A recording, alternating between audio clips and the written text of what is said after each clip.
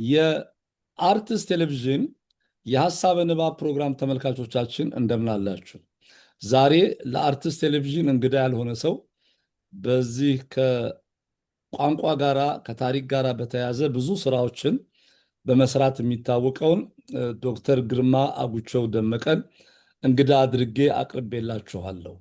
ዶክተር ግርማ አጉቸው ደመቀን እንግዳ አድርጌ ያቀረብኩላችሁ በቅርቡ ኢትዮጵያ ከፑንት እስከ 21ኛው መቶ ክፍለ ዘመን መጀመሪያ መጣጥፎችና በካሳሁን ሰቦቃ የቀረቡ ቃለ መጠይቅ የሚል በሴሜቲክ ስተዲ የታተመ ጽሑፍ በአርታኢነት ታትሞ ስለወጣ ነው። ዶክተር ግርማ ከዚህ በፊት የዘመን አቆጣጠር የቀናትና የወራት ስያሜ በኢትዮጵያ ቋንቋና ነገድ በኢትዮጵያ እንዲሁም ኩሽና ኩሻዊ ቋንቋ፣ ታሪክ፣ ሃይማኖትና ነገድን እነዚህ ትልልቅ ስራዎቹ ናቸው። እንዲሁም ዘ ኦሪጂን ኦፍ አምሃሪክ ወደ 16 መጽሐፍ ነው ያዘጋጀው። እኔ ለምን 13 እያልኩ እንደምገልጽ ሁልቀን ግራ ያጋባኛል። ዶክተር ግርማ በድጋሚ ውድ ጊዜን ሰውተ ይህን ቃለ ምልልስ ለማድረግ በመፍቀድህ በፕሮግራሙ አዘጋጅና አቅራቢ ኤልያስ አወቀ በአርትስ ቴሌቪዥን ዝግጅት ክፍል እንዲሁም ወደ 16.5 ሚሊዮን ገደማ በሚቆጠሩ ተመልካቾቻችን ስም ከፍተኛ ምስጋናዬን አቀርብልሃለሁ። እኔም ስለሰጠኸኝ በጣም አመሰግናለሁ። በድጋሚ ይህን እድል ስላገኘሁ። ያው እንግዲህ እስቲ ብዙ ማስተዋወቅ አይፈልግም። የዶክተር ግርማ ሊንጉስቲክ ሂስቶሪያን ነው።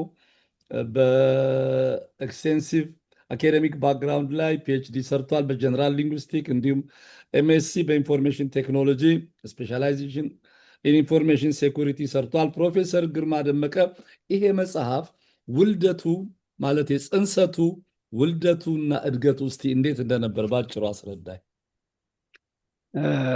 በጣም ጥሩ ነው። ይሄ ረጅም ጊዜ ወስደዋል ማለት በፈረንጆች ወደ 2018 ይሄዳል። ካሳሁን ሰቦቃ እኔ ወዳጄ ነው፣ ብዙ ጊዜ እንናገራለን እና ስንነጋገር ይህን በኢትዮጵያ ታሪክ ላይ የተለያዩ ባለሙያዎችን አቅርቦ ማለት በአንድ ሰው እንትን ከማለት ይልቅ የተለያዩ ባለሙያዎች በተለያየ ዘመን ስለነበረው ታሪክ ዲስከሽን ቢደረግ ምን ይመስልሃል ምናምን ብሎ ተነጋገርን። በጣም ጥሩ ሀሳብ ነው አልኩ። በአጠቃላይ ባህልንም ቋንቋንንም ይዞ በተለይ ታሪኩን በዘመን ሂደት እየያዘ እንደዚህ የተለያዩ ሰዎችን ጋብዞ አቀረበ እና ከዛ በኋላ ዓላማው ምን ነበር? እነሱን ከቀረቡ በኋላ ስናየው አንዳንዱ ጥሩ ሆኖ ስለተገኘ እነሱን ወደ መጽሐፍ መልክ ለውጦ በየጊዜው ሊታደስ የሚችል ሊጨመርበት የሚችል መጽሐፍ ማዘጋጀቱ ይሻላል በሚል ከዛ ስራ ተጀመረ። ልክ በፕሮግራሙ ካለቀ በኋላ ግን እንደታሰበው ቀላል አይደለም። እንደምታየው 2026 ነው። ወደ 8 ዓመት ሆኖ ማለት ነው። ለምን ብትለኝ አንደኛ የንግግር ቋንቋና የጽሁፍ ቋንቋ የተለያየ ነው። ሁለተኛ በቃለ መጠይቅ መልክ የቀረቡት ወደ ጽሁፍ በሚለወጥበት ጊዜ ወደ ምሁራዊ ስራ ለማምጣት አስቸጋሪ የሆኑ አጋጠሙን ከደረጃ አንጻር። ምክንያቱም ሰዎች የሚያቀርቡት በጣም ወርደው ለህብረተሰቡ ማለት ለአድማጭ እንዲያደርገው ስለሆነ፣ ስለዚህ መጀመሪያ ምንድን ያደረግነው መረጥ አደረግን። ከዛ ውስጥ መረጥ አደረግን ምልህ ለምፈልጋቸው ሰዎች ሰጠው። አትሊስት በሙያው ላይ ላሉ የተወሰኑ ሰዎችን መረጡ። የራሴ ማስተያየት አለበት። ከዛ የመረጥናቸውን ይዘን ወደ እንትን ማድረግ ጀመርን። ወደ ትራንስክራይብ መደረግ ተጀመረ። ወደ ጽሁፍ ተለወጡ።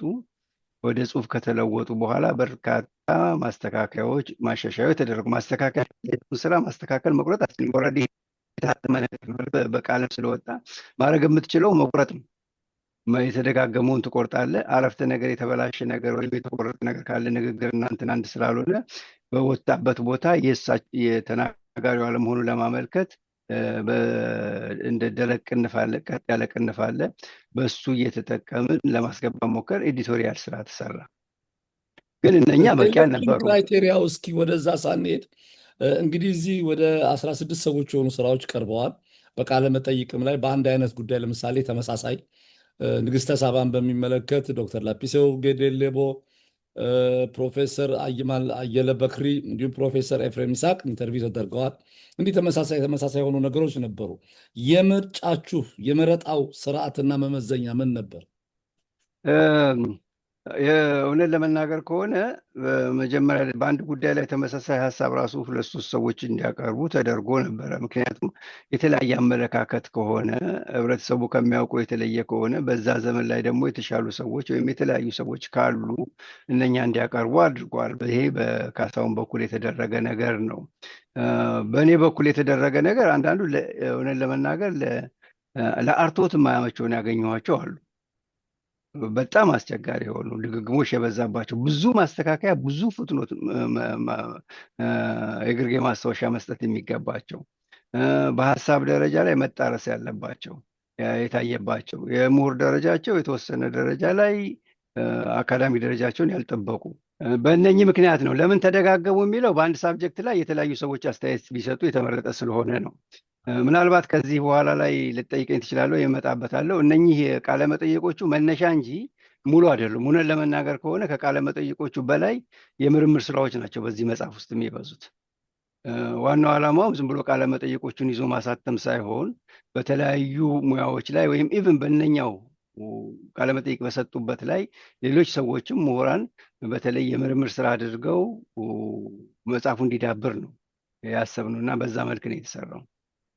ይሄ መጽሐፍ ዶክተር ግርማ ለማን ነው የተጻፈው? የዚህ መጽሐፍ ታርጌት ግሩፕ እና ኦዲየንስ ማን ነው? ኦኬ፣ በጣም ጥሩ ነው። ይሄ ኦዲየንሱ ወይም ታርጌት ግሩፑ አጠቃላይ ህብረተሰቡ ነው ማለት ይቻላል። ጠቅላላ ማህበረሰቡ ነው። ለጠቅላላ ማህበረሰብ ነው። ዓላማውን በደንብ የገለጽኩት አልመሰለኝም። እንትኑ ላይ ስናተኩር ምንድን ነው ዋናው ዓላማው? ይሄ እንደ መነሻ እንዲወሰን ነው። እውነት ለመናገር ቃለመጠይቆቹ ወረዲ ስለወጡ ቃለመጠይቆቹን ሰብስቦ ወደ መጽሐፍ አድርጎ ማውጣቱ ይሄን ያህል ቁም ነገር የሚሰጠው ነገር አይደለም። ከነኛ ይልቅ ትልልቅ መጣጥፎችም አስገብተናል።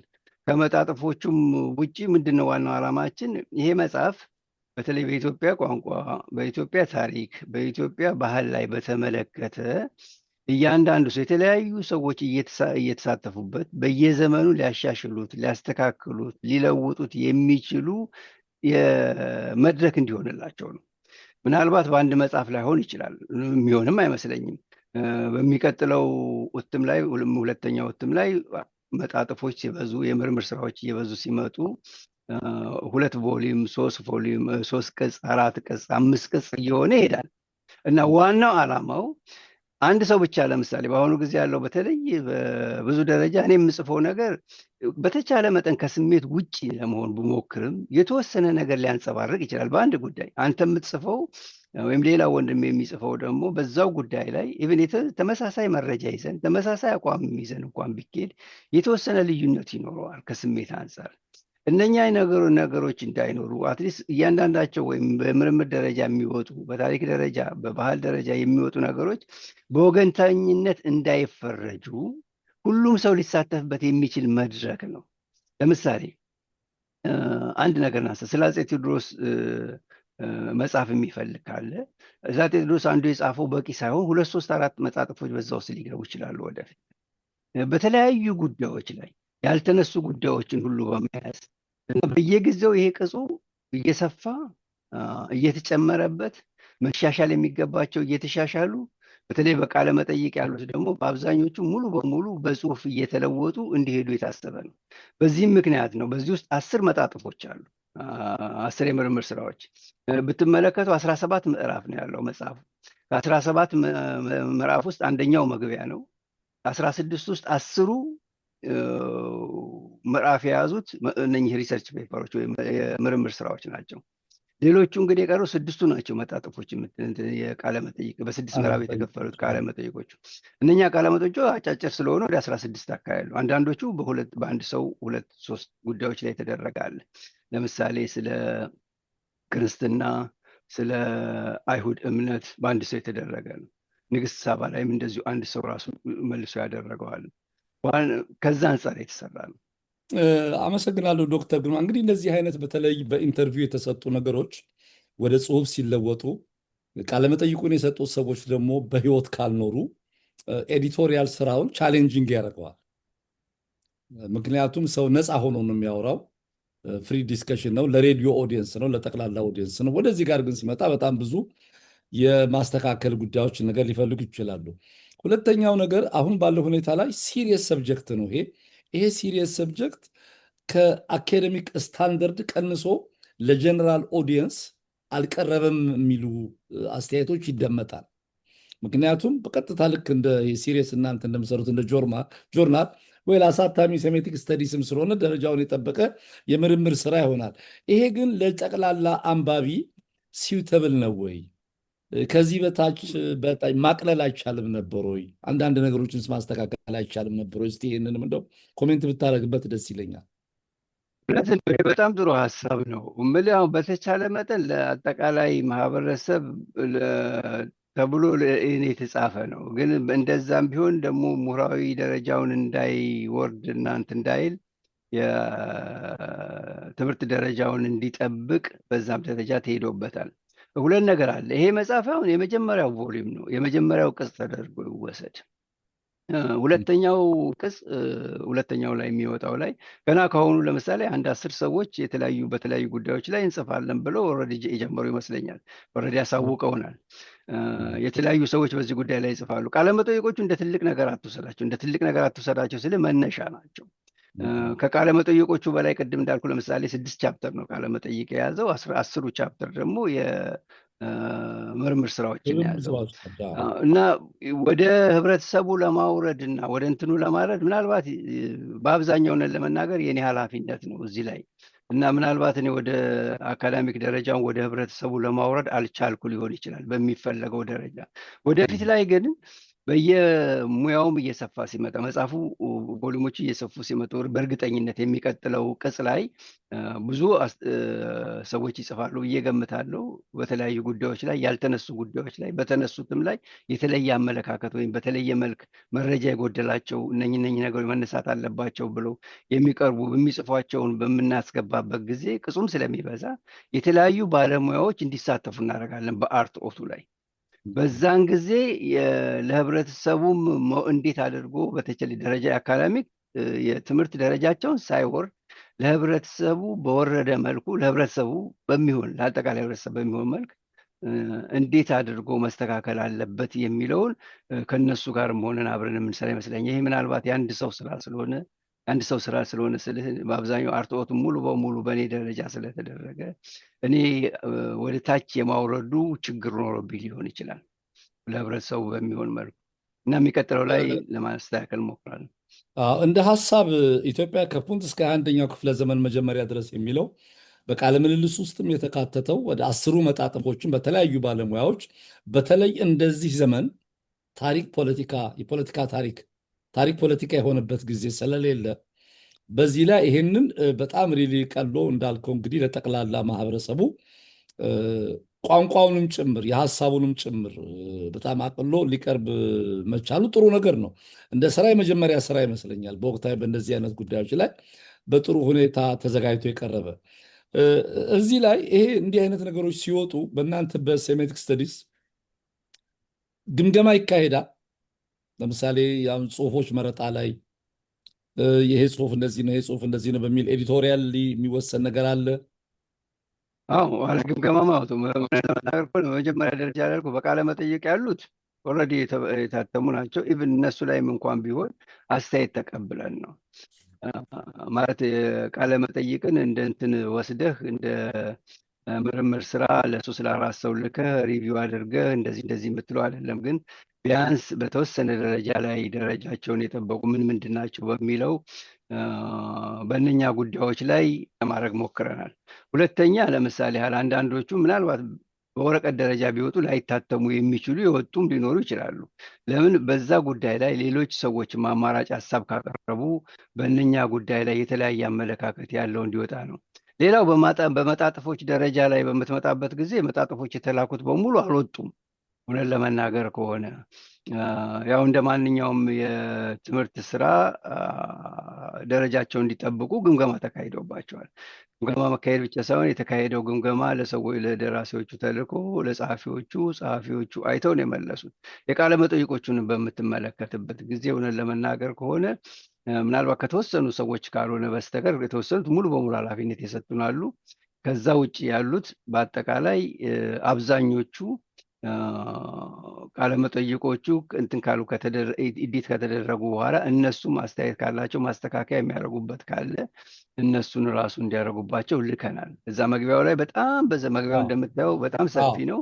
ሰፊ መግቢያ ወደ 42 ገጽ ገደማ ነው። አዎ ያን ያደረኩበት ዋናው ምክንያቱን እያንዳንዷን ፕሮሰሷን እያንዳንዷን ጥቃቅን ነገሮች አንባቢ እንዲረዳው ነው። በዛ መልክ ሄደ ነው። ደራሲዎቹ አይተው ደራሲዎቹ ካዩት በኋላ ማለት ቃለመጠይቅ የሰጡት ሰዎች ካዩት በኋላ መልሰው አስተያየታቸውን ሰጥተው ከዛ በኋላ እንደገና አስተካክለን የተስተካከለው እንደገና ለአፕሩቫል ልከን የመጣ ነው። ባይዘው በነገራችን ላይ ለምሳሌ በዚህ ሂደት ውስጥ አስተካክለን ምን ብለን ለደራሲው ከላክን በኋላ ጥሩ ነው ሂዱበት፣ ግን አንድ ጊዜ እንደገና መልሼ ልየው ብሎ የወሰደ ሰው በአጋጣሚ በምንፈልገው ጊዜ ውስጥ ሊያደርስልን ስላልቻለ አላወጣ ነው።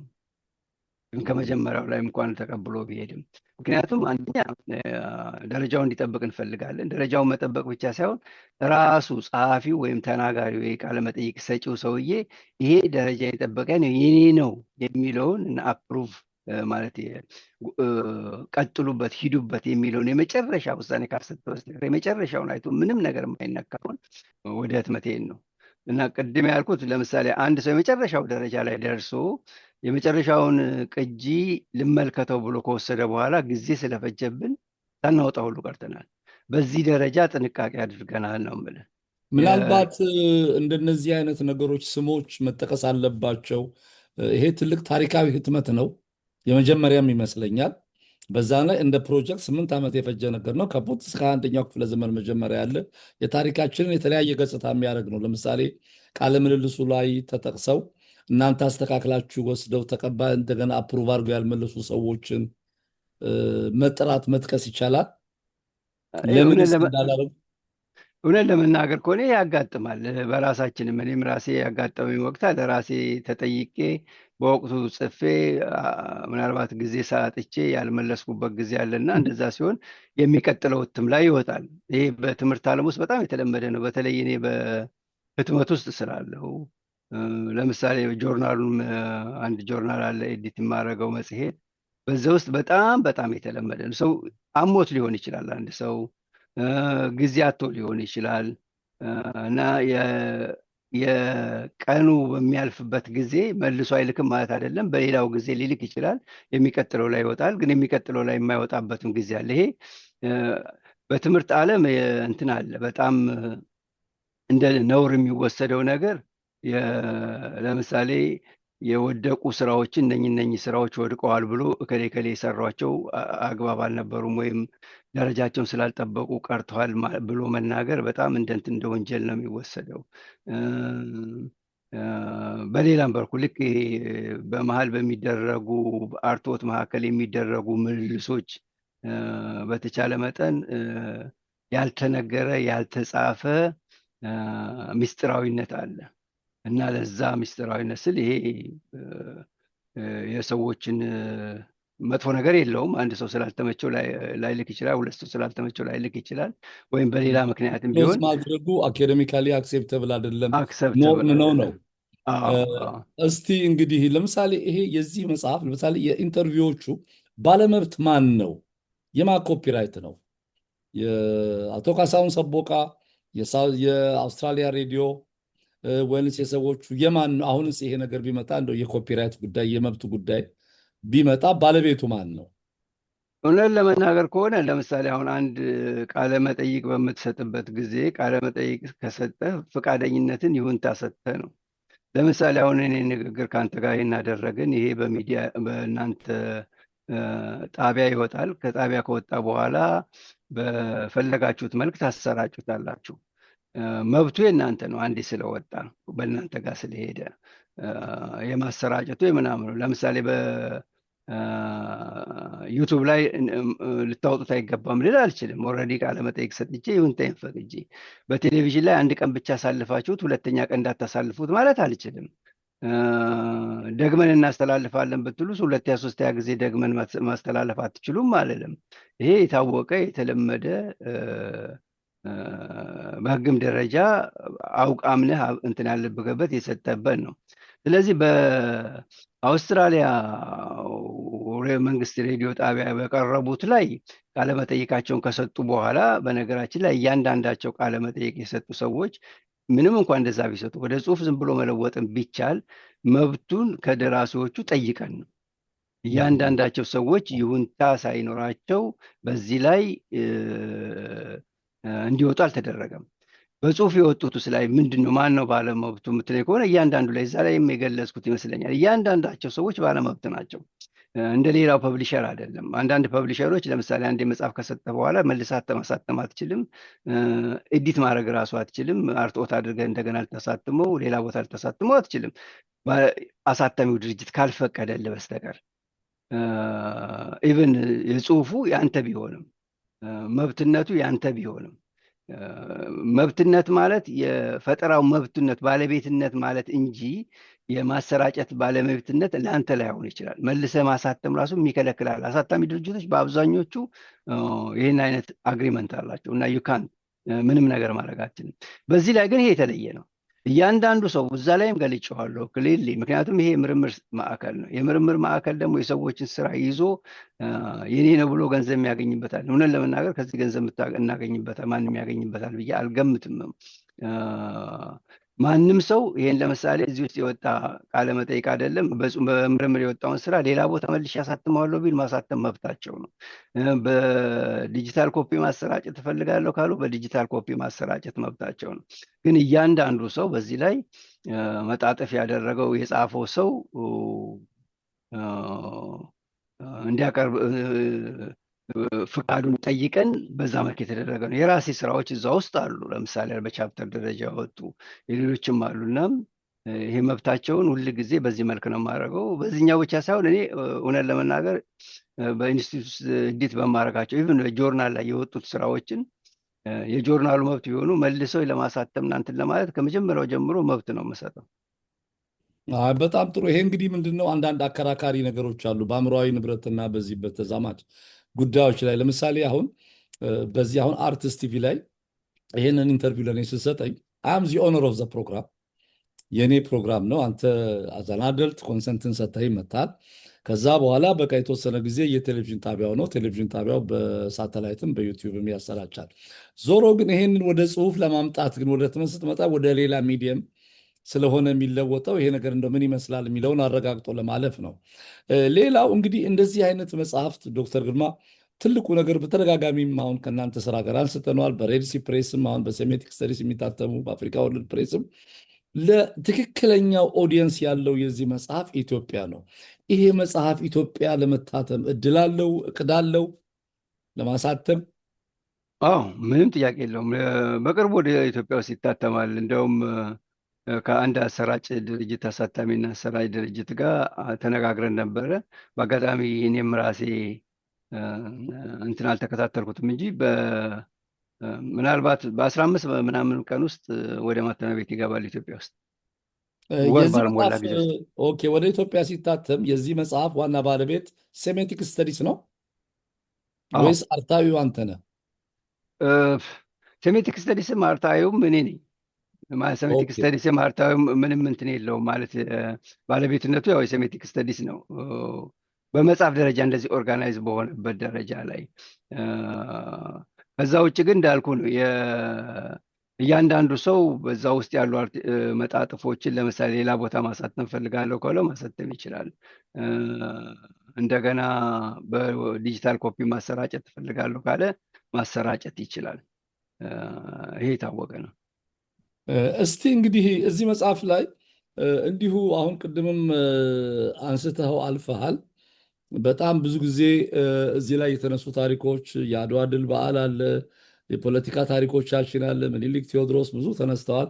በዛም ላይ የቀን አቆጣጠር ተነስተዋል እና አሁን ቅርብ ጊዜ የኢትዮጵያ የቀን አቆጣጠር አንተም እዚህ ክሊርሊ የሰራኸው ነገር አለ። የኢትዮጵያ አቆጣጠር የሃይማኖት አቆጣጠር ነው ብለው ይላሉ። እዚህም ይሄ መጽሐፍ እንግዲህ በጥሩ ሁኔታ ተሰርቷል።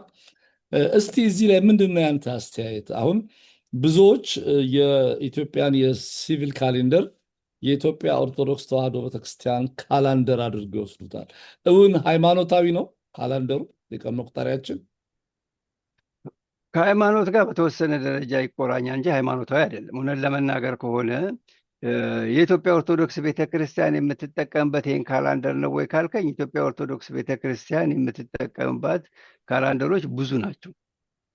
የኢትዮጵያ ኦርቶዶክስ ቤተክርስቲያን ልክ እንደ ሌላው ክርስቲያን ክርስትና እምነት ተከታዮች የሚጠቀሙባቸው አቆጣጠሮች የተለያዩና በርካታዎች ናቸው። ከእምነት ጋር ይሄ አቆጣጠር ይያያዛሉ ካልክ፣ እውነት ለመናገር ከሆነ ይሄም ሆነ የግሪጎሪያን ካላንደር ከእምነት ጋር ግንኙነት የላቸው። ሁለቱም ከእምነት የነጹ ናቸው። በመጀመሪያ ደረጃ አመጣጣቸውን ብትመለከት ከእምነት ማለት ነው ማለት ነው። አሁን ብዙ ጊዜ እምነት በምንልበት ጊዜ የአብርሃም ሃይማኖቶችን ይዘን የእስራኤል እምነትን፣ የአይሁድ እምነትን፣ የክርስትና እምነትን እና የእስልምና እምነትን ነው። አብዛኛው እምነት ስንል በዚያው አካባቢ ላይ ስለሚያተኩሩ፣ ከዛ ውጭ ሌሎቹ ሌላ ነው። ከእምነት ጋር የተያዙ አቆጣጠሮች አብዛኞቹ የጨረቃ ላይ የተመሰረቱ አቆጣጠሮች ናቸው።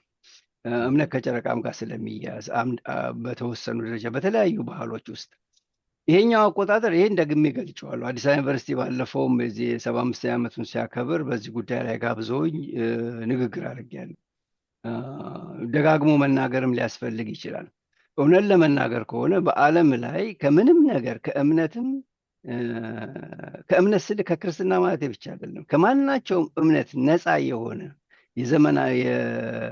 የዘመን አቆጣጠር የዚህ ኢትዮጵያ የምትጠቀምበት የዘመን አቆጣጠር ነው። ይህ ዘመን አቆጣጠር ኦልሞስት ሙሉ በሙሉ በምትለው መልኩ ከግብፁ ጋር በጣም ተመሳሳይ ነው። በቀጥታ ከግብፅ የመጣ ሊሆን ይችላል፣ ወይም ቢያንስ ከግብፁ ጋር ሙሉ በሙሉ በመገናኘት ራሱን ሲንክ አድርጓል ማለት ራሱን እንትን አድርጓል አዋህዷል። እንደዛ ማለቱ ይሻላል። ምክንያቱም በተለይ በወራት ስያሜዎች ላይ በምትመጣበት ጊዜ ከግብፁ ጋር ምንም ያገናኛቸው የወራት ስያሜዎችን አታገኝም። ጳጉሜ በኋላ ላይ የመጣች ነው። በግብፅ አቆጣጠር ላይ ከእምነት ጋር የተገናኘ ሌላ አቆጣጠር ነበራቸው። ይሄኛው ግን በአጠቃላይ ከእርሻ ከኢኮኖሚ እና ሲቪል መንግስት ለማስተዳደር ተብሎ የወጣ ነው። ይህን ደጋግሜ ስላልኩት በዚህም መድረክ ላይ እንደው መልሼ አልደጋግመው፣ ግን ቢያንስ ይሄ አቆጣጠር 5000 ዓመት አለው መነሻው። በኋላ ላይ 360 ነበረ። በኋላ ላይ 5 ቀን ጨምሮ ወደ 365 አደረጉት። ምክንያቱም ካልኩሌት ሲያደርጉ ይሄ ደግሞ በቀላሉ ሳይሆን የአባይ ሙላትን በተለያየ ጊዜ በማስላት ሲሩስ ከተባለችው ኮከብ ጋር ከማነጻጸር በዛ እየተቆጠረ የመጣ ነው እና የአንድ ዓመት ምናምን አይደለም። ዋናው ደግሞ ከእርሻ ጋር በተመለከተ ነው። የአባይ ሙላትን ለመቆጣጠር ከእምነት ጋር ተያይዞ አይደለም።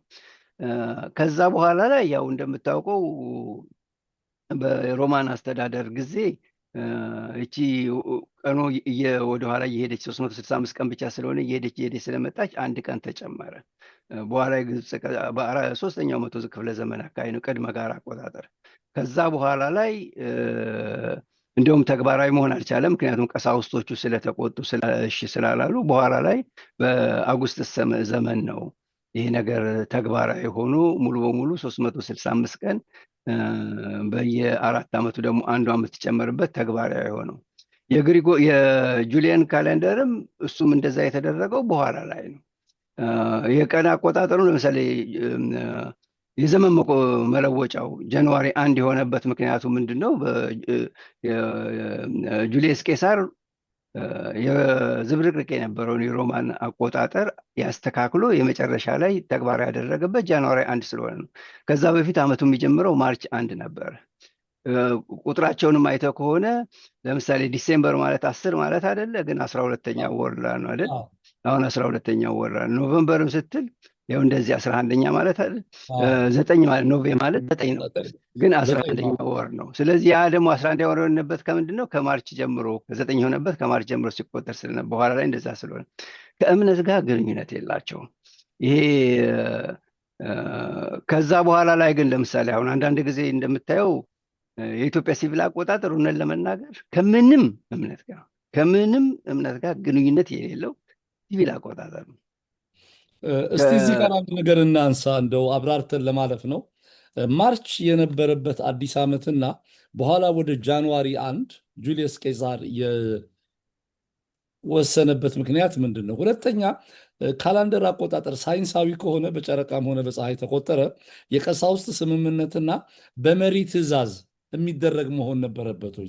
ከሆነስ እንዴት ነው የሚለውን እስኪ እንደው ለተመልካቾቻችን ብዙ ጊዜ ተናግረዋል። ይህም ጉዳይ አሁን በቅርብ እንኳን በዚህ 15 ቀን ውስጥ አንድ ትልቅ የፖለቲካዊ ውይይት ነበር። የካላንደር ጉዳይ በከፍተኛ ሁኔታ በብሔራዊ ምክክር ኮሚሽን ውስጥ ሁሉ እንደ አንድ ኢሹ የቀረበ ነገር ነበር እና እስቲ ይሄን እንደው ከሳይንሳዊ ጎኑ አኳያ መዘርዘር ስለ ሮማኑ ልመልስልህ። የጁልየስ ቄሳር ዝብርቅርቅ የነበረውን የሮማን ካቶሊክ የሮማን አቆጣጠርን ለማስተካከል በሚሞክርበት ጊዜ ምሳሌ ያደረገውና ሊቃውንትን የወሰደው ከግብፁ አቆጣጠሮች ጋር እንዲመለከቱ ነው። የግብፁ አቆጣጠር ጋር ልክ በሱ መሰረት እንዲሆን ብሎ አወጀ። እንትን አደረገ። ያንን ማስተካከያ እንዴት ቢደረግ ይቻላል ብለው የእሱ ሊቃውንቶች ማስተካከያ አድርገው የመጨረሻውን ሀሳብ ያቀረቡለትና ውሳኔ የሰጡት ያው ዲሴምበር ማለቂያው ላይ ስለነበረ ከጃንዋሪ 1 ጀምሮ ያ ተግባራዊ ሆነ። ለዛ ነው ከዛሬ ጀምሮ በቃ ይሄ መሆን አለበት ብሎ። የዛን ጊዜ ደግሞ ምናልባት በፊት ብየዋለው እንደገና ባለው ከዛ በፊት የነበረው የሮማን አቆጣጠር ምንድነው? ወራትም አመትም የሚጀምሩበት ቀሳውስቶች ወጥተው አደባባይ ላይ ወይም ተለቅ ካለ ቦታ ላይ ሄደው ሲናገሩ ነው። ዛሬ ወሩ መጀመሪያ ነው ይለዋል፣ ዛሬ አመቱ መጀመሪያ ነው ይላሉ። ስለዚህ የሚፈልጉት ካውንስል የተመራጭ ካለ ረጅም ጊዜ እንዲቆይ ከፈለጉ አመቱን ያረዝሙታል፣ ወሩንም ያረዝሙታል።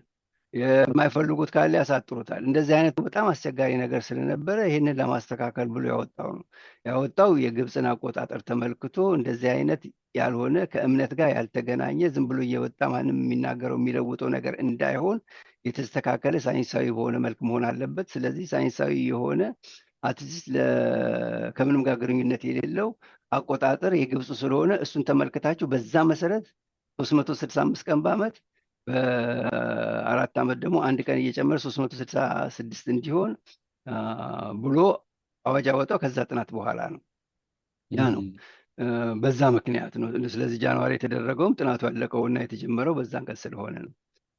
ሌላው የጠየቀኝ ሳይንሳዊ ነው ወይ ነው። ካላንደር አቆጣጠር ሳይንሳዊ ከሆነ ሰዎች ገብተው የሚለውጡት ነው ወይ? ይኸው የጥናት ጉዳይ ማናቸውም በተለይ እነኚህ ህብረተሰብን የሚመለከቱ ነገሮች ብዙዎቹ ሳይንሳዊ የሆኑ ነገሮች ናቸው፣ ግን ውሳኔ ያስፈልጋቸዋል።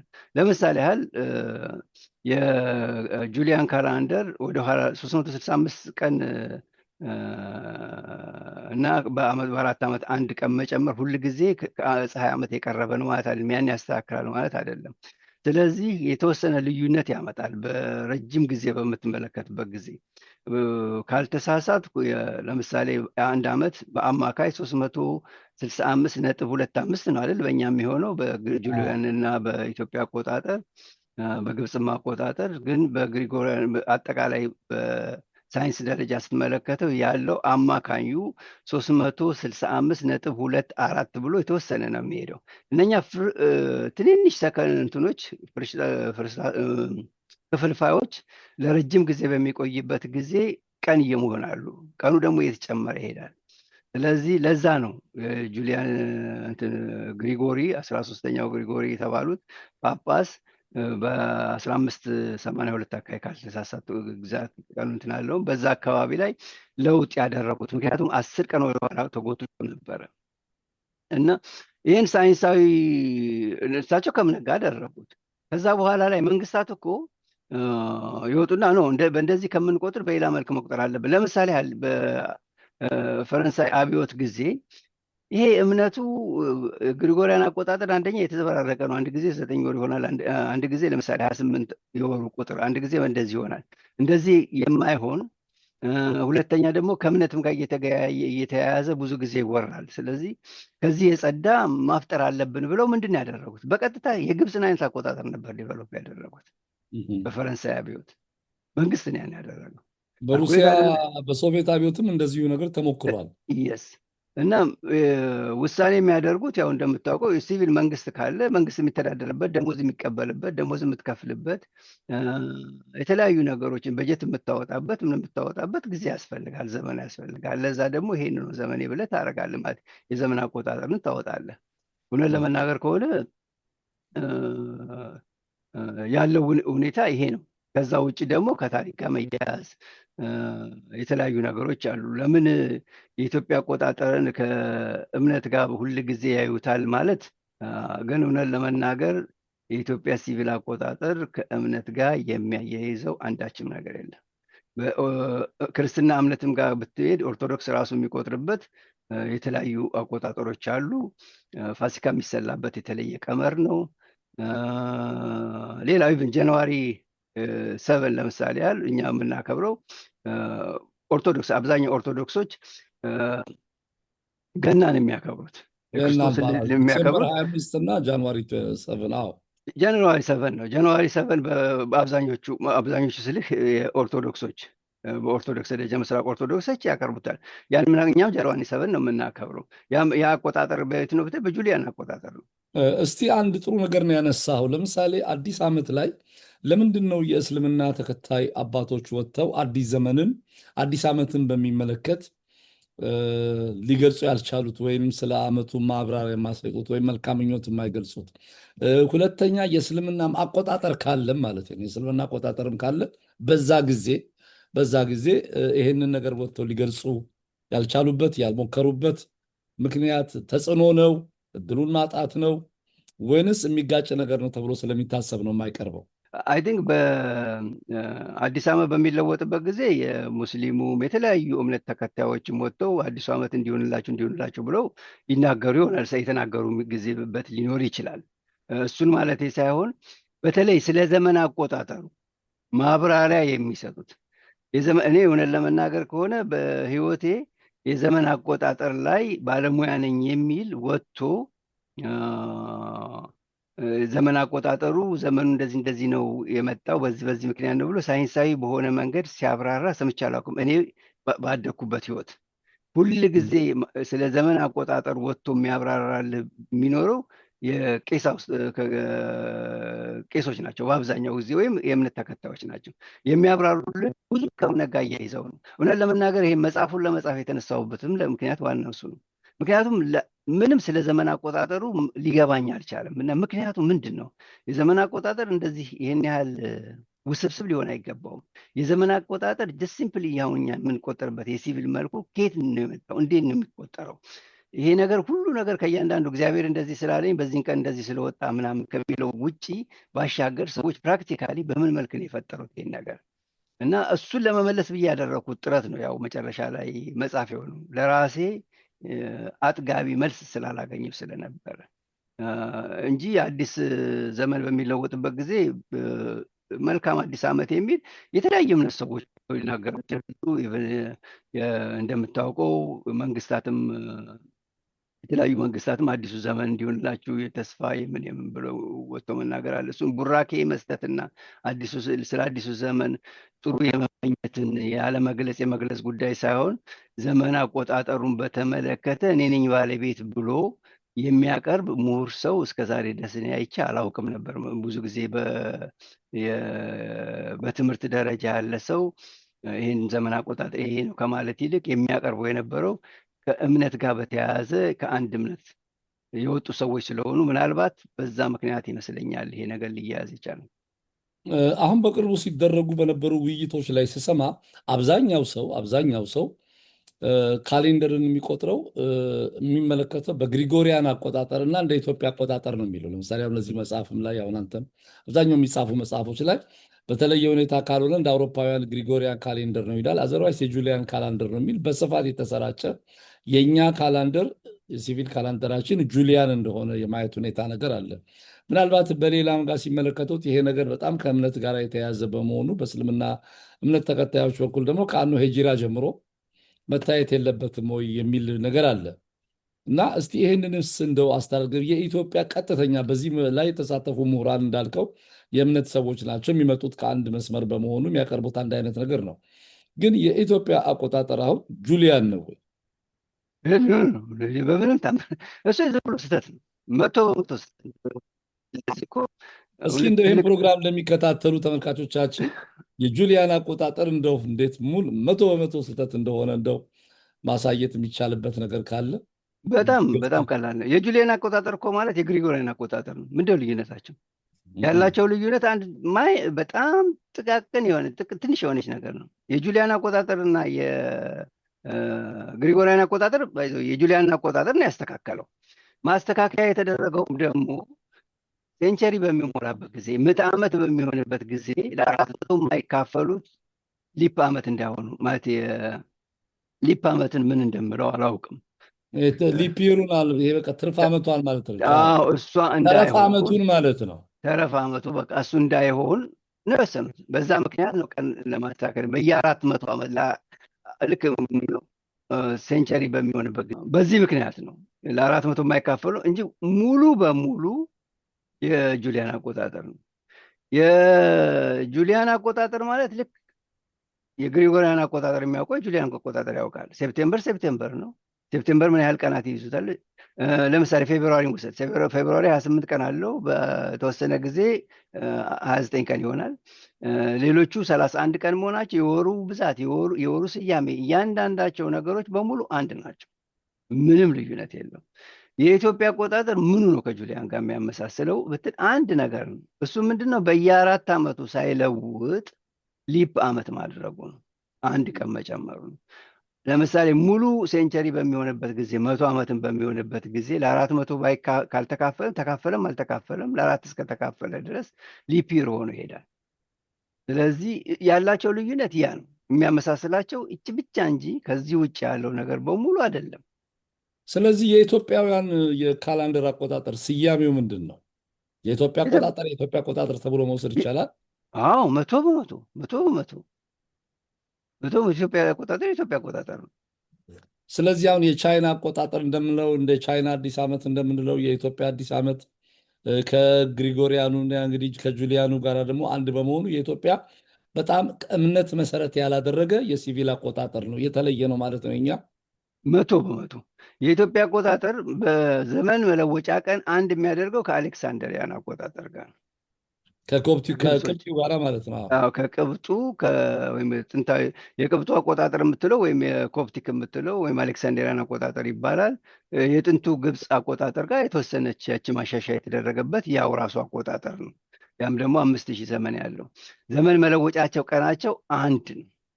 ከዛ ውጭ ግን ለምሳሌ ኢራ የሚጀምርባቸው የተለየ ነው። ለምሳሌ ኮፕቲክ ካላንደር ኢራ የሚጀምረው በኋላ ላይ ነው። 200 ምናምን በኋላ የዚህ ክርስቲያኖችን ከተጨፈጨፉበት ዓመተ ሰማዕታት ተጀምሮ ነው። ከዓመተ ሰማዕታት በኋላ ነው። ከዓመተ ሰማዕታት ተጀምሮ ነው። እኛ የኢትዮጵያ አቆጣጠር ደግሞ የሚጀምረው በሌላ ነው። ወደኋላ ሄዶ ነው። ልክ እንደ ግሪጎሪያን አቆጣጠሩ ኢንካርኔሽን ብለው ካሰቡበት ነው። ኢንካርኔሽንም አንድና ኢንካርኔሽን ብለው ያሰቡበትም ግን በኢትዮጵያ አቆጣጠር ሆነ በግሪጎሪያን ካላንደሩ አሁን ካለበት አንጻር ትክክል አይደለም። የተወሰነ ልዩነት አለው። ግን እዛ ውስጥ አሁን ዝርዝር ውስጥ አንግባ። ከዛ በፊትም ከዚህም በፊት በደንብ በዝርዝር አውርቼው ስለነበረ ዋናው ነጥብ የኢትዮጵያ አቆጣጠር የግሪጎሪያን አቆጣጠር አይደለም።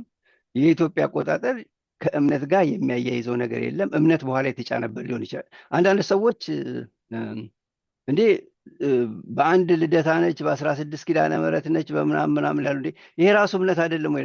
እምነት እኮ በሌላ አቆጣጠር ብትለውጠው እኮ ከዛን ቀን ላይ ያ እንትኑ መከበሩ አይቀርም።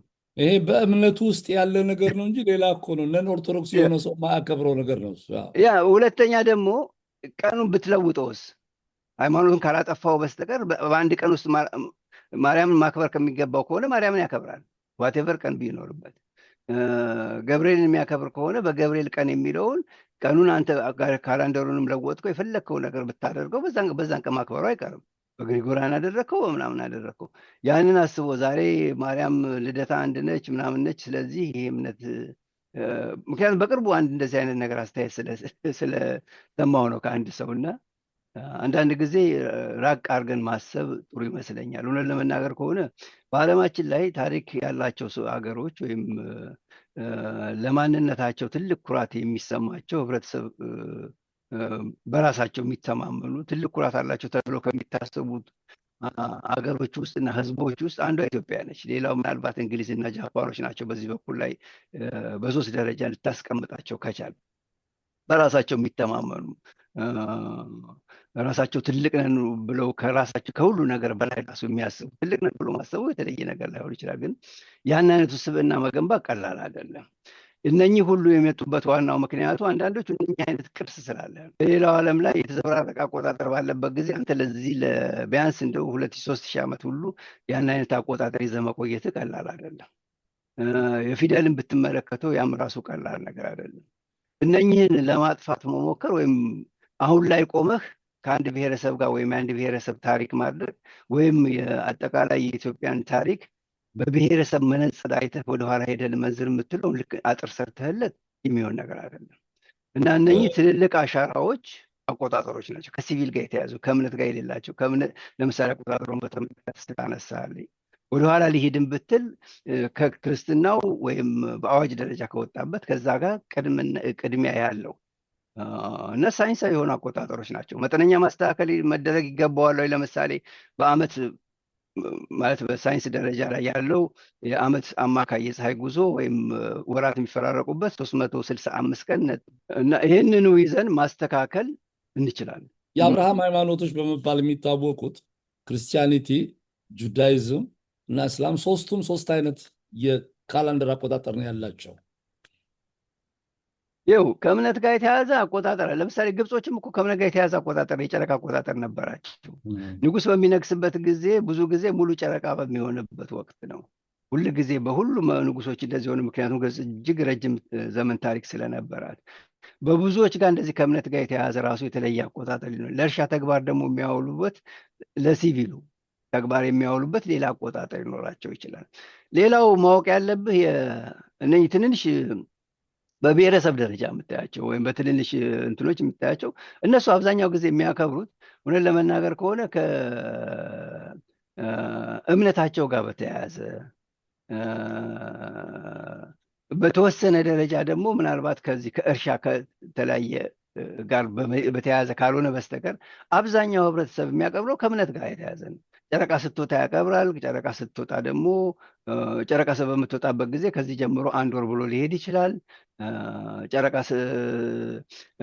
በደመና ምክንያት በምጠፋበት ጊዜ ቀኑ የሚጀምርበትን በትክክል ራሱ አለማወቅ አለ። ይሄ በጣም የተለመደ ነው። ዋናው ከእምነት ጋር ተያይዞ ጥቅሙም ይሄን ያህል አልነበረ። አንተ እኮ አቆጣጠር በጣም መሰረታዊ ሊሆን የሚችለው አቆጣጠር በጣም የሚያስፈልገው ምንድን ነው? ትልቅ ስትሆን ኢኮኖሚ እያደገ ሲመጣ መንግስትን የምታስተዳድርበት ነገር ኒዱ ሲኖር ፍላጎቱ ሲኖር ነው። ፍላጎቱ በመንግስት ደረጃ ሲሆን አለ ምንድን ነው ሊሆን የሚችለው? መንግስት ደሞዝ የምከፍልበት አለ፣ በጀት የምታወጣበት አለ፣ እያንዳንዱን ነገሮች የምታስተዳድርበት ነገር አለ። ለዚህ ነው እኮ ግብጾችን በኋላ ላይ ያን ሲቪል አቆጣጠሩን ቀረጥ የሚሰበስቡበት፣ ቀረጥ የሚያስገቡበት፣ ከእርሻቸውን ተግባር ከሚያደርጉበትን በተጨማሪ በትክክል ለማዋል የሞከሩት እንትኖችም ባቢሎኒያንም ወደ በኋላ ላይ ይሄንን ነው የተጠቀሙት። ያን የሚጠቀሙበትን በተቻለ መጠን ወጥ በሆነ ስታንዳርድ በሆነ ሌላው ጋር ግን አንድ ብሔረሰብ ጋር ብትሄድ ወደ እንትን ላይ ያለው ዝም ብሎ እንትን ካለ ማለት ውጪ በደረሰ ቁጥር ከማክበር ውጪ ጨረቃ ወጣች አልወጣች ብሎ እንትን ከማለትና በዓሉን ከማክበር ውጪ ያን አይነት ኒድ አለው ወይ? እስቲ ደሞዝ እዚህ ጋር ከፍሎ ነገር ሌላውን እናያይዝ። የሚያስተዳድርበት ቀረጥ ብሔር ብሔረሰቦች የሚሰበሰብበት ይኸውልህ ብሔር ብሔረሰቦች የራሳቸው የሆነ የዘመን አቆጣጠር አላቸው። ያ ዘመን አቆጣጠር የባህላቸው ውጤት ተደርጎ ይወሰዳል። ይሄ ጥሩ ነው። እንዳልከው መንግስታት ካላንደር የመለወጥ ቅድም በፓሪስ ኮሚዩን በፍሬንች ሬቮሉሽን ጊዜ የተነሳው፣ በሩሲያ አብዮት ጊዜ የተነሳው እንደዚሁ የሀገሮችን ስያሜ በግብፅ አብዮትም በሊቢያ አብዮትም ብዙ የታየ በኢራን አብዮትም የታዩ ነገሮች አሉ። ግን አንድ ነገር ምንድነው አብሮ ማየት የሚቻለው? ለምሳሌ ሳውዲ አረቢያ አሁን በግሪጎሪያን ካሌንደር ነው የምትጠቀመው እና ትልቁ የእስልምና ማዕከል መካና መዲና የሚገኝበት ሆሊ ሲቲ ነው ለእስልምና እምነት ተከታዮች። እና ይህንን ነገር ሲያደርጉ መነሻቸው ምን ነበረ? እስቲ በሚለው ይህን የክፍል 1 ፕሮግራማችን እናጠናቀቅ። ይህንን መልስልኝና ከእምነት ጋር እኮ እምነት የሚጠቀሙ ኢትዮጵያ ውስጥም እኮ የእስልምና እምነት አቆጣጠር እኮ ይጠቀማሉ። እስልምና እምነት የሚከበረው በእስልምና አቆጣጠር መሰረት ነው። እንዳልኩልህ ለምሳሌ በኦርቶዶክስ ሃይማኖት ውስጥም የሚከበር አለ። ለምሳሌ አውደ ቀመር የምትልበት ጊዜ ግሬት ፓስካል ይር የሚባለው ነው። እሱ ካልኩሌት የሚደረገው የጨረቃ አቆጣጠር እና የመሬት የፀሐይ አቆጣጠርን ሁለቱም በመያዝ ነው። 28 የፀሐይ አቆጣጠሮችን በ19 የጨረቃ ዓመታት አባዝተህ የምታገኘው 532 ዓመት አለ። የ532 ዓመት ግሬት ፓስካል ይር ይባላል ወይም አውደ ቀመር ይባላል። በዛ መሰረት ተመስርተህ ነው የፋሲካን ቀናት የምታወጣው በዚህ በየ532 ዓመቱ የት እንደሚያርፍ ካልኩሌት ይደረጋል። የተለየ አቆጣጠር ነው። የእስልምና አቆጣጠር ኢትዮጵያ ውስጥም አለ። ምክንያቱም እስልምና ሃይማኖቱን የሚያከብረው በዓላቱን እንትን የሚያደርገው በዛው አቆጣጠር ነው። ሌሎችም እንደዚህ ሊኖሩ ይችላሉ እና የእምነት ሳውዲ አረቢያም ይሄ ነው። ሳውዲ አረቢያ በአብዛኛው መንግስት ስራ በተለያዩ ነገሮች ላይ እንዳልከው የግሪጎሪያን አቆጣጠር ከተጠቀሙ በእምነት ደረጃ ላይ ደግሞ ያን ይጠቅም። ይሄ በየትኛውም ዓለም ላይ ያለ ነገር ነው እና ሲቪል አቆጣጠር እኛ ሲቪል አቆጣጠር አለን። የሲቪል አቆጣጠር የኢትዮጵያ ኦርቶዶክስ አቆጣጠር ሁሉ ነገር ኢትዮጵያ ኦርቶዶክስ ሁሉን ነገር የምትጠቀመው በዚህ